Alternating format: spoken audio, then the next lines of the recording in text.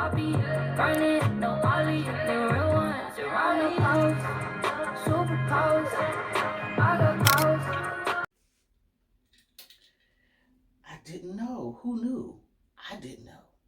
So y'all, today we're just gonna jump and dive right into the conversation. I just been in discussions about this term called code switching.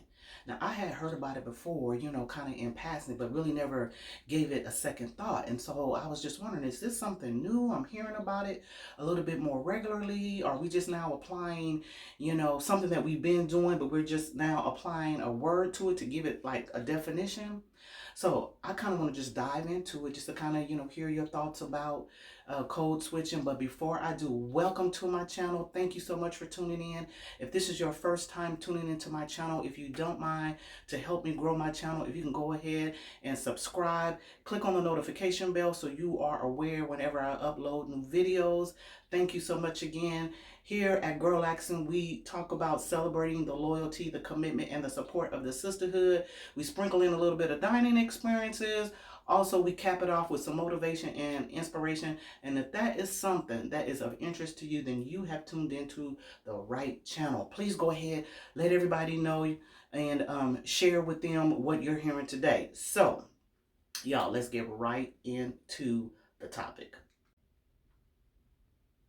Okay, so let's kind of put, a definition around code switching because I had to kind of make this make sense to me. And so what I found was during my research, code switching is the practice of assimilating where you change your lingo or your dialect to feel welcome in an unwelcome space.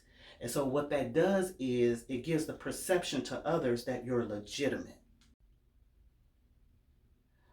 So if we are practicing code switching, then does that mean we are not being our true 100% self?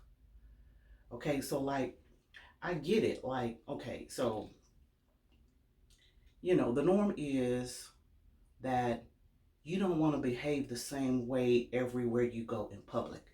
You want to kind of adjust your behavior depending on where you are. Okay, so for like example, say you're in a movie, you're watching a movie. Okay, so out of common courtesy, you know, you don't want to be on your phone texting. You don't want to be on your phone, having a whole conversation. They even tell you that out of courtesy, in the intro before the movie comes on, they even say out of courtesy, mute your phone or turn your ringer off, don't be on the phone talking. And so, what I remember and what I was taught at a young age was when you go out in the public, there's a certain way that you act. Like, you don't act the same way you behave at home when you're out in the public. And I remember from my Sunday school teachers, my mom, people in the neighborhood, they would say, now listen, act like you have some sense when you're out. Don't act like you don't have any home training. Remember, to pronounce your words. Remember that, when you're in the public, you're supposed to behave accordingly. When you're in private, when you're at home, you can kind of relax a little bit. But remember, what you were taught, that you have manners, you have home training. And so if you need to change your lingo, if you need to change your dialect so that you don't stick out like a sore thumb, then that's what you do. And so, honestly, we were taught that. I was taught that at an early age, not even knowing that I was being set up to code switch. So we're gonna just call it what it is, and what it is that it's people of color who have to code switch, right? And so the next question becomes, why do people of color have to code switch? Why do we have to monitor and always aware of where we are, who we are in conversation with, where we are, what environment we're in? Why do we have to all of a sudden, turn our personality off, turn it on to fit the environment that we're in. And I see how it is advantageous both ways. We need to be able to act a certain way when we're out in the public. Okay, not so that we're accepted, or not so that we want to give somebody else the perception that we're legitimate. We know we're legitimate. You know, so the ideal is that when our lingo or our dialect changes, when we're, say, in the workplace, and then when we go back home and we relax that lingo, you know, why is it that, like I said, people of color, are more aware of where they are, so much so that we have to change our personality and we have to code switch to fit in the space that we're currently in. And so that's why I asked that question. Why is it that people of color have to code switch? And I'm not saying all people of color, right? I'm not saying all people of color. Let me put that disclaimer out there, because I realize not all people of color have to code switch, okay? But what I'm saying is, for those who do, why do we have to code switch, okay? So there are some instances where I feel like code switching or code swapping would be understandable. So, like, for example, if you're bilingual, you're with a group of your peers and you're speaking your native language and you're out in the public, and so among your group of peers, you would switch your dialect, you would switch your lingo. One other example that comes to mind is, like, say, lawyers. So when lawyers are among their peers, they're talking in legal jargon because they understand legality, they understand litigation, so they're going to use those type of terms. But when they're outside of their colleagues, then their dialogue, their lingo switches. So I see where those two examples of being bilingual or being a lawyer would be understandable and acceptable. But then on the other spectrum, not so much. So, for example, to be acceptable or to be accepted and be welcome in a place that's unwelcome, sometimes I find and I see where you literally have to become invisible to be visible, if you know what I mean. So, in other words, code switching, you have to change your dialect. You have to change your lingo. You don't want to stick out like a sore thumb. So you have to literally become invisible so that you're visible by code switching. And I find that and have seen that in several instances, in several environments, and mainly, for example, at a family reunion, or, like, say, at a wedding. So when you have your family reunion, and a lot of people that come in and out of town, or they come to the reunion, they don't know, you don't really know everybody at the reunion, at the family reunion, right? So you're gonna kind of walk around, get a sense of what the pulse is, do a little surveillance, so you're not just totally coming into the family reunion talking, cursing, using profanity, being belligerent all over the place. You got kids and whatnot, and so you got grandmama there and auntie there, and so you got grandpa there. You don't want to just unleash. And so what you do is you'll tend to change your lingo. You'll change that dialect, right? Even among your own people, even among your own group of people, I find that code switching, code swapping is present. And so in that instance, until you could feel the water, until you could feel the pulse, you're going to come in and you're going to behave, you're going to act accordingly, right? And so I want to try to be clear in that, because it's like a fine line here when we're talking about code switching and behavior, the way you act, your whole disposition. And so I want to, stay on the topic of code switching, code swapping, because that's what I want to talk about. But I'm trying not to cross the line of how one should behave. That's not what I'm trying to do, but they kind of blend together. And one of the things that came to me upon doing some research is that one of the reasons, and this is just in my opinion, one of the reasons sometimes it's advantageous for us to code switch is because sometimes we get treated how we look and how we act. I've seen it with my own two eyes. I've seen people out in public use profanity, rude, belligerent, and they're asking for services, they're asking for services. Another individual looks just like them, wanting the same services. Okay, so let's just break this thing down. Let's break this thing down. So, say for example, you in a restaurant. You're in a restaurant, right? And they have a special. Like say maybe they have steak and lobster, potato, and you get some broccoli, and you may get a drink. You may get a drink included, right?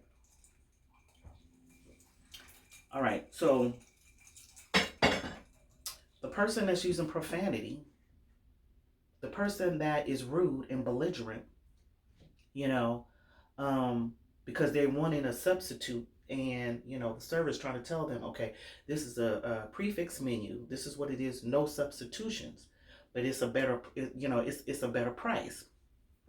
The server is trying to explain that to the individual, but because they're so belligerent and they're using profanity, they don't hear what the server says, right? So they're going off on this tantrum, like, they want what they want, And so another individual will come right behind them, right? And ask for the same menu, ask for the same entree. And not only will the server give them what's on the prefix menu, but because they behaved in a way that was courteous, they substituted that broccoli, say, for green beans, even though they told the other person over here there's no substitution. Why is that?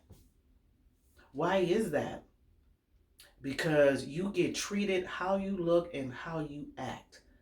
And so if you don't know how to go to a restaurant, okay, and behave accordingly, not be rude, not be belligerent, not be, using profanity. If you don't do, those types of things, that are courteous, then you will get you'll get the bare minimum, i.e., no substitutes for you. Same person over here, same prefix menu, they can get the substitute. They can substitute because they acted accordingly with courtesy, not being rude, and using profanity. So it does make a difference. The code switching does make a difference in certain scenarios. But in certain scenarios, like, i.e., say, the workplace, right? The workplace, I can see where it has an advantage. If you're trying to get a promotion, you're coming in, the new person, on the team, But at the same time, because others don't have to assimilate, matter of fact, don't even think about it. They don't even think about code switching. Don't think about the perception, already on the mindset that I'm legitimate. I don't have to change my lingo or my dialect to fit in to be welcome in an unwelcome place. It doesn't even cross their mind that an adjustment is needed, that their behavior needs adjusting when they enter the room. So that's where I kind of struggle with the code switching a little bit, because like I said in the beginning, um, only some people of color, not all, only some people of color have to code switch in order to feel welcome in an unwelcome space. Okay. And others, don't. They don't have to make any adjustments.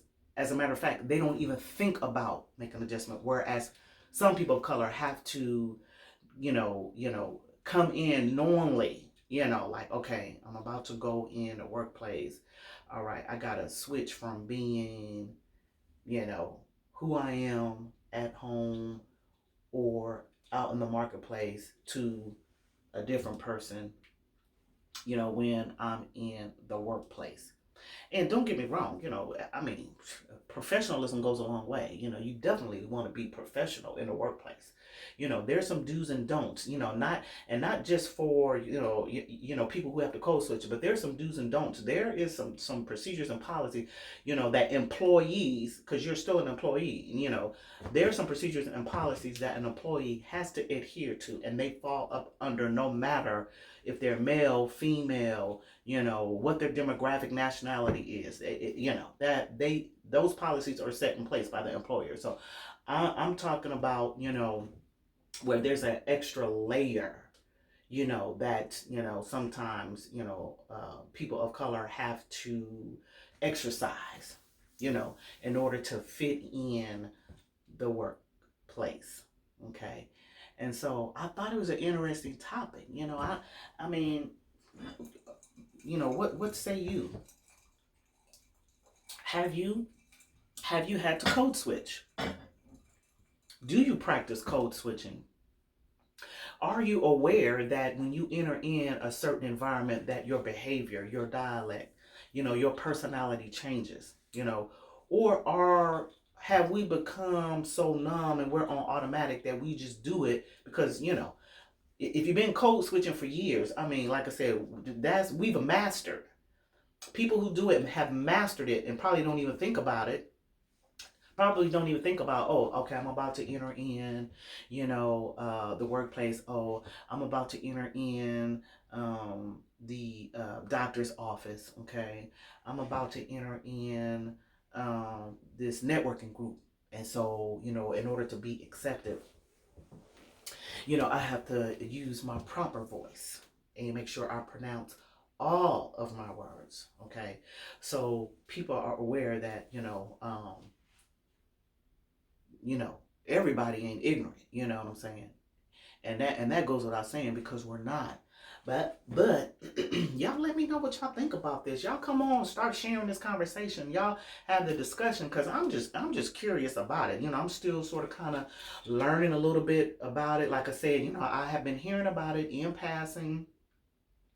And so I just kept, hearing about it in different discussions, and, people have different angles on it. And so I'm quite not solidified in my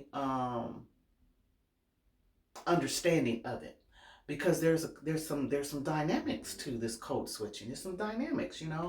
It's not simple, cut and dry.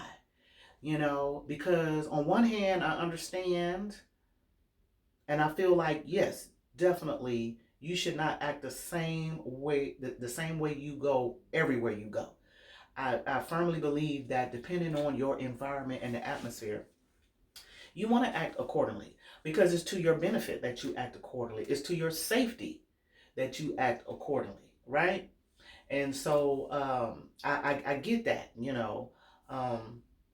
and then at the same time, um, if I'm pronouncing my words, okay, and I'm acting like, I have some sense, I have manners, right? Um, why should I have to adjust my personality? Why should I have to um, make someone else feel comfortable? Why should I have to, go the extra mile to make someone accept me? See, that's where I'm saying, I kind of feel like I have a little bit more research to do. But I wanted to talk about this topic. I wanted to hear, what others are saying. What say you about this code switching? Like I said, do you practice it knowingly? Are you on automatic? You know, do you know when people are code switching? Can you identify it and pick up on it? You know, when someone has changed their personality, it's like, wait a minute, that doesn't sound like the same person that I know. Why all of a sudden you catch on and you hear the dialect change. You're like, why did they change up their personality? You know, is it because they're at work? You know what I'm saying? Is it because they're talking to a certain person? Are they networking? And so you just for whatever reason, people are code switching. And I don't feel either way about it. I really don't. Whether you code switch, I'm sure I've done it. I know I have. I know that I have uh, um, changed my personality, or I've adjusted my behavior depending on where I am. Because and that all goes back to a young girl, a young child, when our parents would tell us, hey, act like you have some manners, act like you have some sense. Don't be out here acting like, you know, that you just run around out here with your feet all up on somebody else's chair. You out here, popping gum, in the doctor's office, popping that gum, or you in a movie talking on the phone, and texting with the light on, can't nobody hear, you using profanity, you know what I'm saying, with young kids around, you know what I'm saying? So, um, in certain instances, I see where it's absolutely necessary, and it's just all, a lot of it to me boils down to common courtesy, you want to be, courteous. So, anyway, I just want to know your thoughts. Drop your comments below. Let me know what you think about this code switch, and let me know why you think people code switch. Let me know if you actively practice code switching, if you do it automatically, or if you do it because uh, you're aware of your surroundings. All right, y'all, I just wanted to stop by real quick. I thought the topic was interesting. I just kind of wanted to come on here and share real quick with you my thoughts. Again, if you would be so kind, for those of you who are watching my channel for the first time, if you would be so kind, help me grow my channel by subscribing, clicking on the notification bell, like, share, give it a thumbs up, and let me know what you think. Until next time, take care.